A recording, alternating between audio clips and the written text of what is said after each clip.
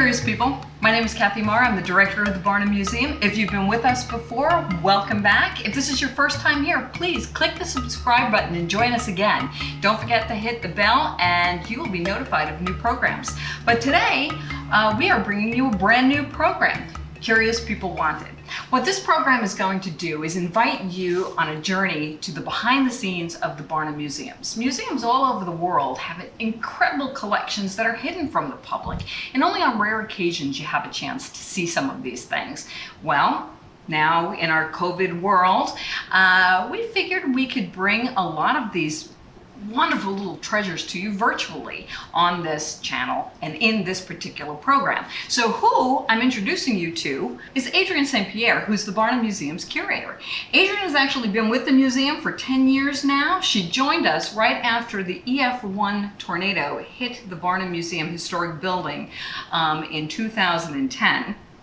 And in the hurry to save the building, make sure everybody was safe, we needed somebody who could take charge of all of the artifacts and the collections, make sure everything was mobilized into a safe environment, checked, digitized, and I needed a special person to be able to do that. So I picked up the phone, and Adrienne was working at another museum in Connecticut at the time, and I said, hey, I got a deal for you, Adrienne. Got this tornado. And anyway, you stepped up to the plate and said, this is an extraordinary, important job to do. And you have been here and dedicated for 10 years to making sure that this collection really is celebrated, is seen, that people understand it, understand the time from when all of these extraordinary objects came, most in the 19th century. So I thank you.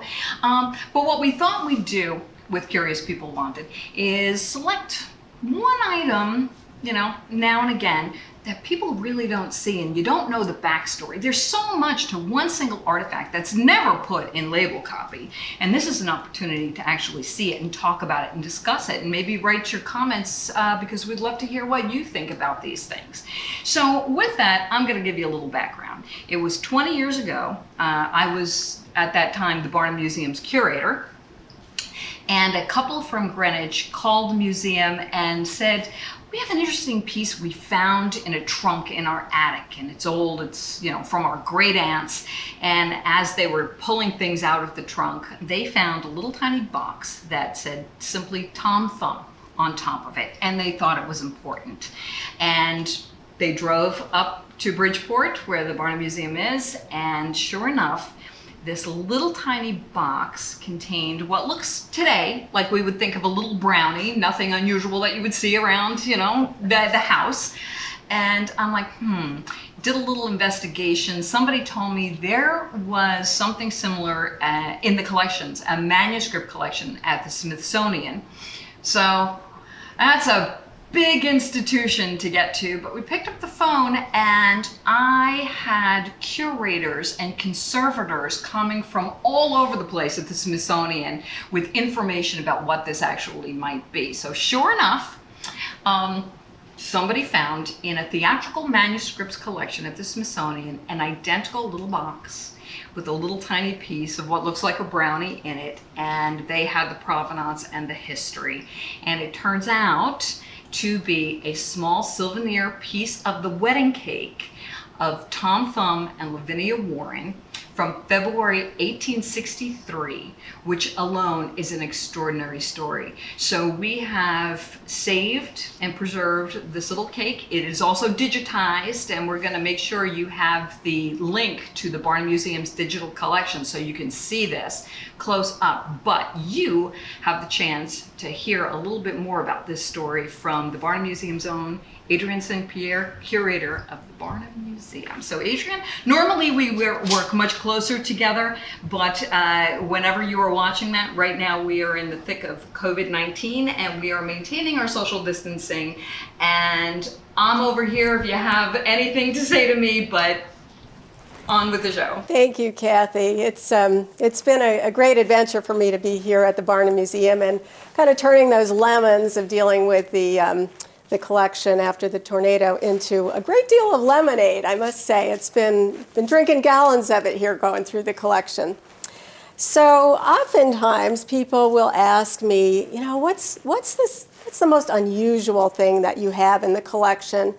And I really don't have a hard time coming up with things unusual here, but this one in particular really strikes a chord with people when you say, well, we have a slice of wedding cake and it's over 150 years old, and they kind of look at you like, and isn't that moldy? And I say, well, actually, no. And this is very special because, as Kathy was just explaining, this is a souvenir slice of the wedding cake of Charles Stratton and Lavinia Warren, better known as Mr. and Mrs. General Tom Thumb. So, wanting to know, well, how did this come to be? Did somebody just decide to save this piece of wedding cake, or was this common? It turns out, actually, this was a very traditional thing to do, not only in the 1800s, but even before then. So I'm going to take the lid off this little box. As you can see, it's just about the size of a jewelry box.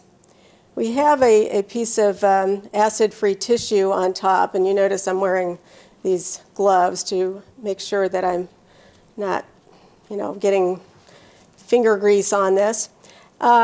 So here is this, as Kathy described, like a piece of dark chocolate brownie, and it does have its own original tissue paper wrapped around it.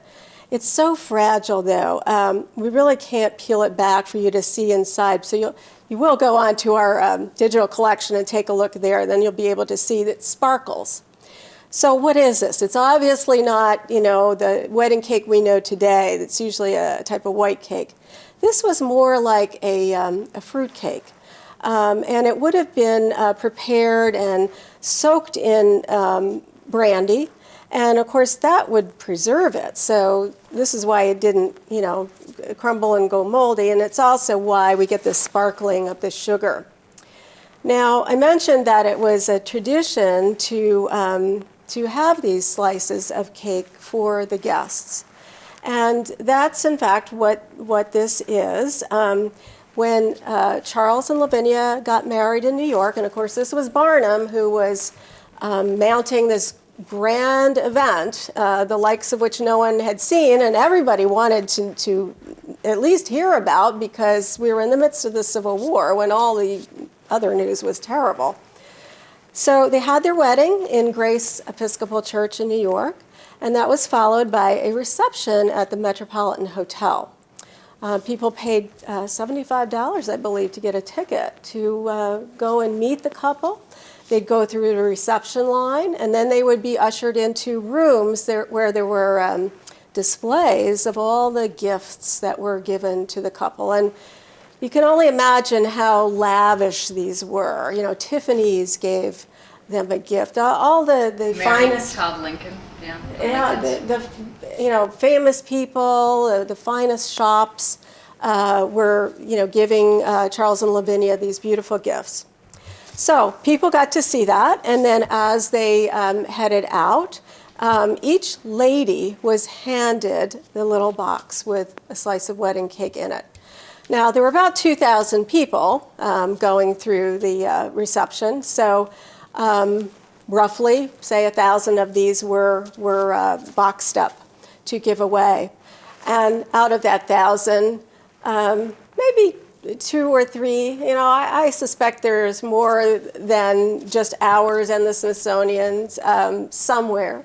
But they're certainly very, very rare. And what an extraordinary thing. It's so humble, and yet what a story it can tell us. So I look forward to sharing many more stories. We've got an infinite number with the great collection we have here. And if you'd like to subscribe, we'd really appreciate that. And if you'd like to be notified of our next program, please ring the bell. And if you want to go to one of our Bowery Boys programs, they have a full Bowery Boys episode on Tom Thumb, and he talks about the wedding too. So you could get even more information if you can click on that video as well. Sure. Thanks again. Thanks, everyone. See you real soon.